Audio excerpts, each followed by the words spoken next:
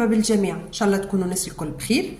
اليوم إذا عندك مشكلة الكلف، الناس اللي تعاني من مشكلة الكلف، اليوم جبت لك وصفة سهلة بثلاثة مكونات متوفرين، وأنا متأكدة اللي هما متوفرين عندك في الدار، وتنجمي تجربي الوصفة هذه، وأقسم بالله العظيم إنها وصفة رائعة للتخلص من الكلف، من الناس اللي عندهم التصبغات في لون البشرة متاع الوجه. جربي الوصفة وخلي لي في التعليق.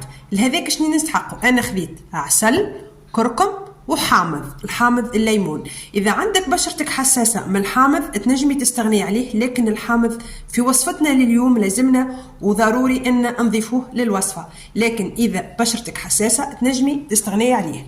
نبداو ناخذوا لهنا الكركم، لهنا الكميه على حسب، انا مش باش نحضر كميه كبيره. ناخذوا العسل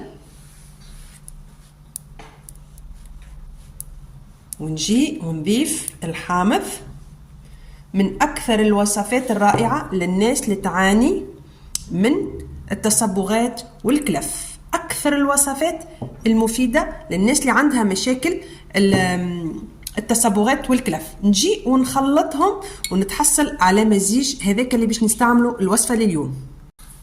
تحصلت على القوام هذا، نجي نضيفهم هنا، شوفوهم مليح.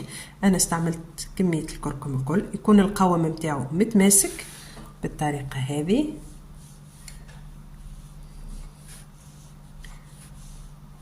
نشوفوا لهنا ونجي ونطبقوا على الوجه، نجيو لهنا ونحطوا على الوجه.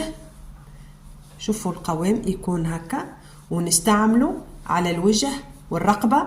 نجموا نستعملوه لوين ما يكون عندك اسمرار.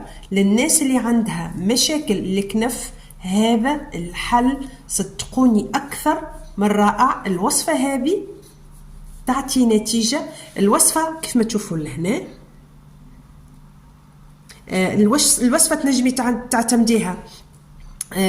تعتمديها مرتين في الاسبوع، وتخلي الوصفه مده 25 دقيقه على الوجه، ومن بعد تغسل الوجه بالماء الفاتر. وصفة سهلة وبسيطة، لكن فوائدها ياسر مزيانة وياسر تعطي نتيجة رائعة. إن شاء الله الوصفة لليوم تعجبكم.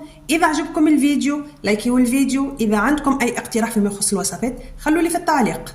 دمتم في رعاية الله.